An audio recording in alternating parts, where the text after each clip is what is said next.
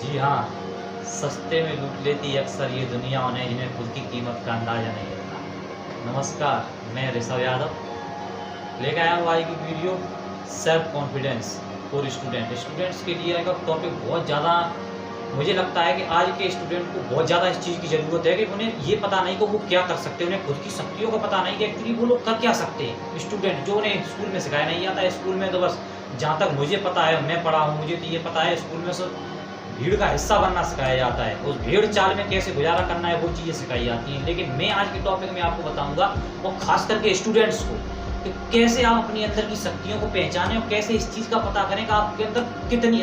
माननीय अमिताभ बच्चन जी ने एक बात कही थी और मैंने सुना था सर, इंटरव्यू में सुना है या फिर मैंने कहीं पढ़ा है कि हर इंसान के अंदर के अलौकिक शक्तियों का भंडार होता है, जो तभी बाहर आता है जब वो इंसान अपनी ज़िंदगी में बहुत सारी प्रॉब्लम का सामना कर रहा होता है। एक्चुअली तभी ऐसी शक्तियों का भंडार, अलौकिक शक्तियों का भंडार जो इंसान के अंदर छुपा होता है, अलौकिक शक्तियों का भंडार वो तभी बाहर आता है जब वो अपनी ज़िंदगी में संघर्षों का सामना कर रहा होता है। एक्चुअली हमारी समझ में स्कूल में, कॉलेजेस में ये चीज़ सिखाई जानी चाहिए कि जिंदगी के फॉर्मूले एक्चुअली स्कूल में सिखाए जाने चाहिए। स्कूल में, कॉलेज में जिंदगी के फॉर्मूले, नॉट ए मैथ्स के फॉर्मूले सिखाए जाने चाहिए। उन स्टूडेंट्स को सिखाए जाने चाहिए जो बाकी मैथ्स के फॉर्मूले समझने में या जानने में उत्सुक हैं, और जो उत्सुक नहीं है, जो स्टूडेंट उत्सुक नहीं है, उन्हें ये चीज़ सिखाई जानी चाहिए कैसे वो अपने अंदर की शक्तियों पर विश्वास करें। और इसी चीज़ को आज मैं टॉपिक अच्छी तरीके से अपने हिसाब से और अपने दिमाग के जितना मैंने पढ़ा है उस तरीके से बताने की कोशिश करूँगा कि आप सब अपने सेल्फ कॉन्फिडेंस पे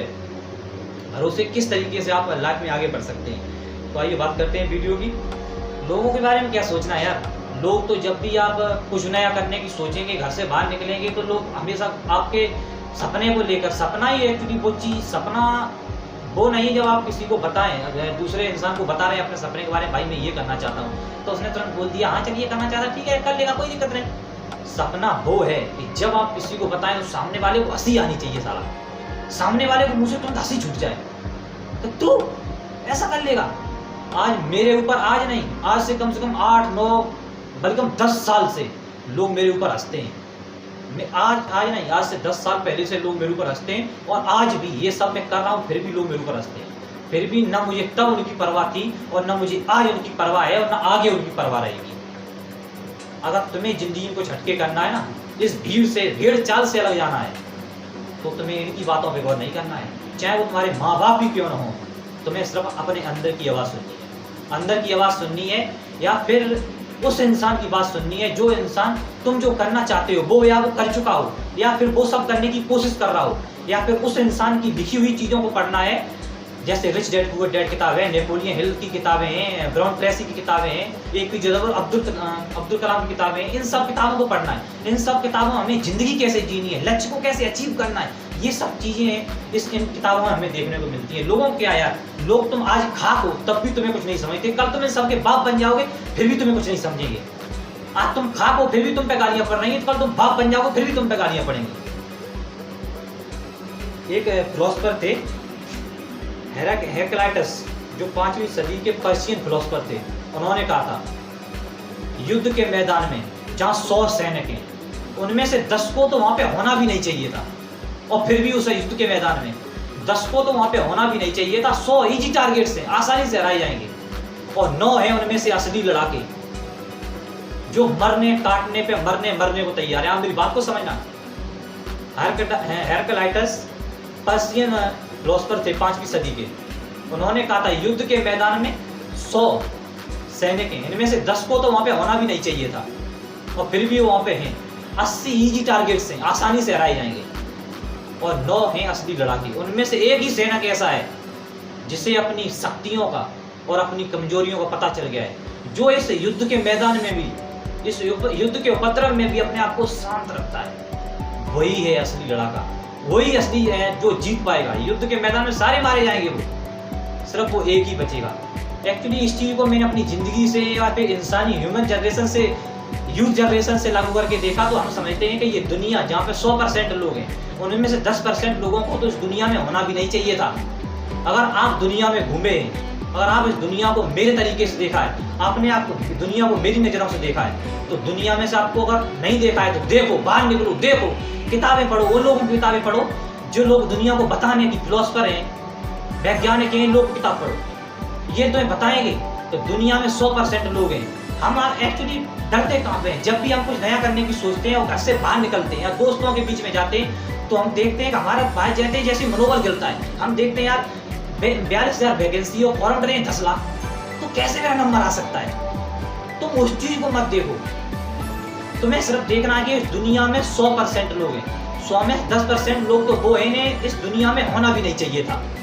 एक्चुअली मेरा भी अनुभव यही कहता है कि 10% लोगों को दुनिया में होना भी नहीं चाहिए था और फिर भी वे दुनिया में हैं। 80% लोग इजी टारगेट से आसानी से हराए जाएंगे। 9% लोग असली लड़ाके हैं। उनमें से 1% लोग ऐसे हैं, हम और आप जैसे, जो अपनी शक्तियों को और अपनी ताकतों को, अपनी कमजोरियों को पहचान चुके हैं। इस दुनिया में हर इंसान अपने बुने हुए सपने को पूरा करने में लगा हुआ है भाई साहब। यहाँ पे हर चीज इतनी आसान नहीं है जितनी आसान आप समझते हैं, लेकिन एक फैक्ट ये भी है कि हर चीज उतनी ही आसान है जितनी आसान आप समझते हैं। उसके लिए आपको पागल बनना पड़ेगा। उसके लिए आपका काम, आपका लक्ष्य और आप दो नहीं एक होना पड़ेगा। जो आपका लक्ष्य है वो लक्ष्य और आप दो नहीं एक होना पड़ेगा। आपको इस शरीर के प्लेजर के लिए, शॉर्ट टर्म प्लेजर के लिए लॉन्ग टर्म सैडनेस इसको दे रहे हैं, वो नहीं देनी है आपको। शॉर्ट टर्म प्लेजर के लिए लॉन्ग टर्म सैडनेस आप नहीं दे सकते अपने शरीर को। शरीर हमारा, जब भी हम कोई काम करते हैं तो शरीर क्यों ऐसा करता है कि David googly, the most toughest man in the world, अगर इनके बारे में आप जानना चाहते हो मुझे कमेंट करके बताएं। डेविड गुगली के बारे में अलग से एक वीडियो बनाता हूँ, लाइफ चेंजिंग वीडियो हो जाएगी, बताता हूँ आपको। कमेंट करके जरूर बताएं। मैं आपको बता, डेविड गुगली, डेविड गुगेंस बोलते थे, अभी भी बोलते हैं, most toughest man in the world.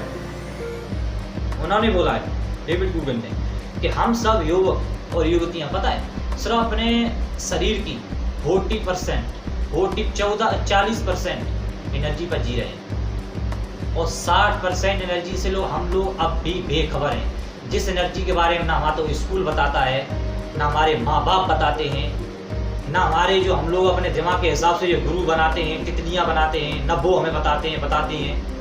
वो 60% एनर्जी ऐसी है जो आप अपने आप को अकेला छोड़ेंगे, आप अपने आप से सवाल करेंगे, आप गीता पढ़ेंगे, आप महाभारत पढ़ेंगे, आप हजारों जो ग्रेटेस्ट पीपल हैं उन लोगों की किताब पढ़ेंगे, तब आपको पता पड़ेगा कि एक्चुअली वो 60% एनर्जी आप कहाँ पे छुपी रखी है जो आप उसका इस्तेमाल नहीं कर रहे हैं। एक्चुअली जब भी आप कोई काम करते हैं ना तो आपको लगता है कि हम पूरी तरीके से टूट चुके हैं, अब मुझे ये काम नहीं करना है, अब मैं नहीं कर सकता, मेरे अंदर ताकत नहीं रही अब ये सब करने की।